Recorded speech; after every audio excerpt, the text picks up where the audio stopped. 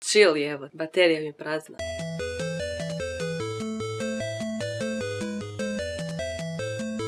Pozdrav svima koji prate Everyday Channel, ja sam Black Glory i došla sam se pohvaliti jer sam dobila stan. Dakle, nakon 3 mjeseca u hostelu napokon selim u stan.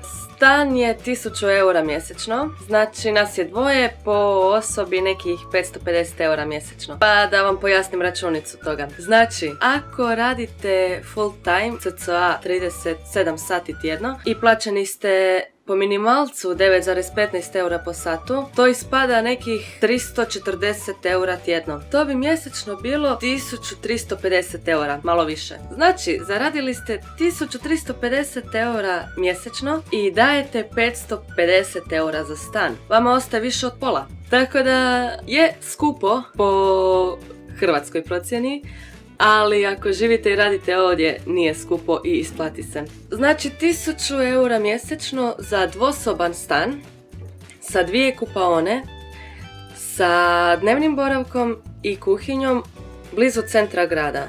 Vrh, ja sretna. Tako da znate, uskoro ću početi snimati stana. Selim se 1.6.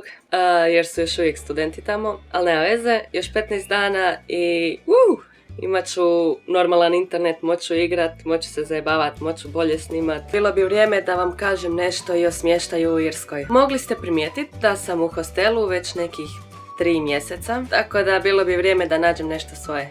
Hostel je odlična stvar za prvu ruku. Što se tiče ljudi koji su tek došli ili koji su došli sami, ili koji ne namjeravaju biti duže. Hostel je super, ali ne i jedina opcija. Tu imamo još i homestay. To znači da doselite kod neke obitelji u kuću i živite sa njima. Fora, može se upoznat kultura, bla bla, ali skupo. Ako ste mladi ludi i volite zabavu, sharing house je savršena opcija za vas. Ja sam bila u kući sa još nekih 15 ljudi, bili smo totalni miks. 9 Hrvata, Španjolka, Afrikanka, 2 Talijana, prvo su bila 2 Poljaka pa su se preselila, 1 Irac, znači show. Nije nam nikad bilo dosadno, samo smo se cugali, zabavali, samo smo u stvari čekali da neko kupi cugu, da i ostatak ekipe ode po cugu jer eto, danas ćemo pit kao.